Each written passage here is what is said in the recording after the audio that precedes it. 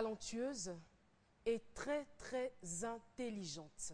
Mesdames et messieurs, nous allons recevoir avec des ovations bien nourries Séverine Laurent. Elle est magnifique. Elle est magnifique. Elle est magnifique. Séverine Laurent, c'est un honneur de vous avoir sur ce plateau. Le public vous aime bien, hein? Ah oui, je l'aime aussi. Hein.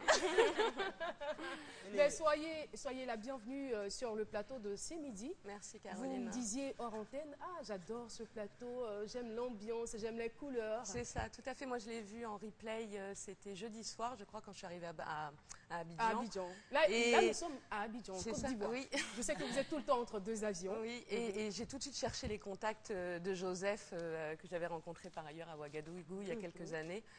Parce que je me suis dit, non, vraiment, ça, c'est une bonne émission. Il faut que je vois avec lui ce qu'on peut faire.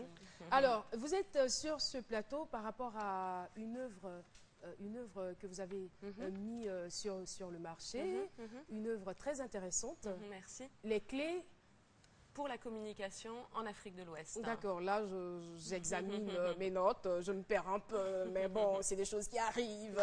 Pour la communication en Afrique de l'Ouest. Les clés pour la communication. Et là, je me rends compte que vous avez fait plus d'une cinquantaine de pays à travers le monde. Oui, c'est ça. Vous avez beaucoup voyagé. Tout à fait. Mais pourquoi cet intérêt pour l'Afrique de l'Ouest? Écoutez, alors l'Afrique de l'Ouest, hein, ça a été ma première rencontre avec l'Afrique. Ça remonte à une vingtaine d'années maintenant. Et je ne sais pas, j'ai eu un accrochage. En fait, je suis tombée dedans un petit peu par hasard. Hein. Au départ, ça a été un petit peu difficile. L'intégration particulièrement a été compliquée. Mais je crois que, moi j'appelle ça le virus africain. C'est-à-dire qu'une fois qu'il vous pique, après vous ne pouvez plus vous passer d'Afrique. C'est vrai. Et quelques semaines sans Afrique et on déprime. Hein. C'est quelque chose de difficile, vraiment.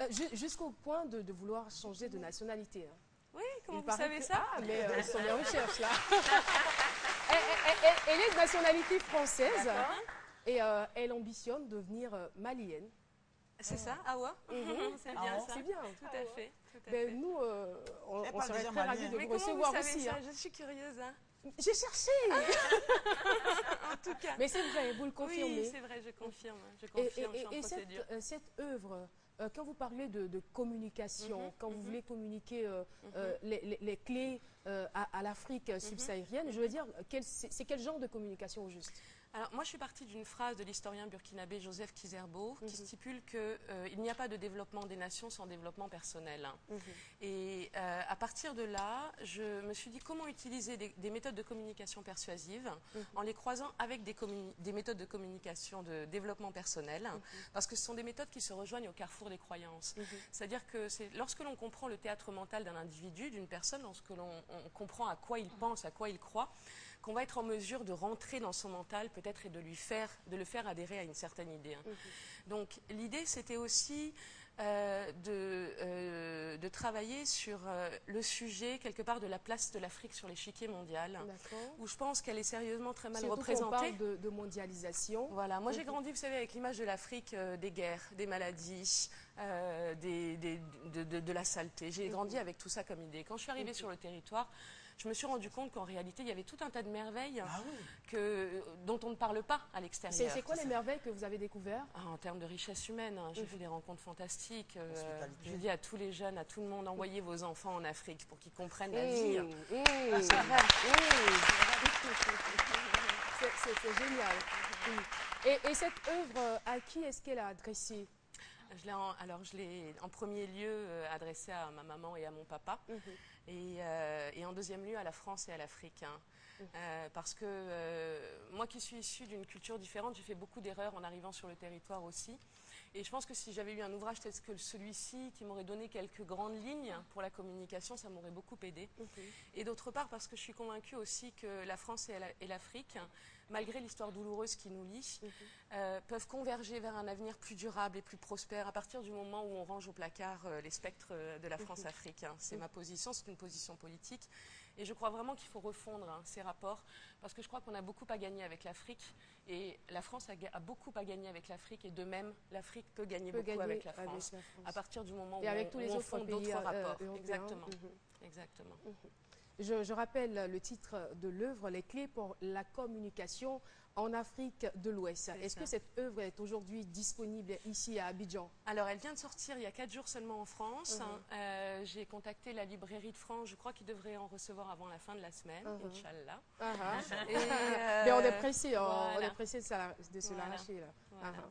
Dernier message avant de nous quitter. Nous, on n'a vraiment pas envie de vous laisser. Est-ce que vous pouvez donner plus Est-ce que oui, par rapport à l'Ebola, malheureusement, qui s'y vient en Afrique de l'Ouest, dans certains pays, vraiment. quelle impression, voilà, qu'est-ce que ça vous fait? Parce que... Mais pourquoi tu changes d'accent? Parle normalement. Je ne comprends pas. Normalement. Qu'est-ce que vous pensez de l'Ebola, ce que je vais dire? Alors, chaque maladie est une tragédie. Chaque maladie est une tragédie. Que dire vraiment, je ne sais pas quoi vous dire, si ce n'est que je souhaite bon courage à toutes les familles qui endurent cette pandémie et protégeons-nous, simplement. D'accord. Merci beaucoup. Merci, C'était Séverine Laurent, auteure de l'œuvre Clés pour la communication en Afrique de l'Ouest. On a été très ravis de vous accueillir sur ce plateau et c'est avec encore des applaudissements qu'on va vous dire au revoir. Merci beaucoup. Merci bien. Voilà. Y'a quoi?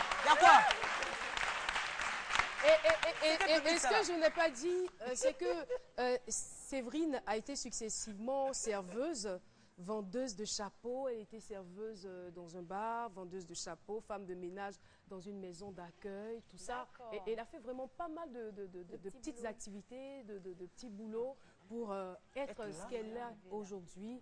Et c'est à dessein qu'on l'a vraiment reçue sur ce plateau. Quelques points en commun avec notre invité témoin. Eh bien, chers téléspectateurs, l'aventure se poursuit et nous allons maintenant retrouver Lynn Jabert pour ses beautés.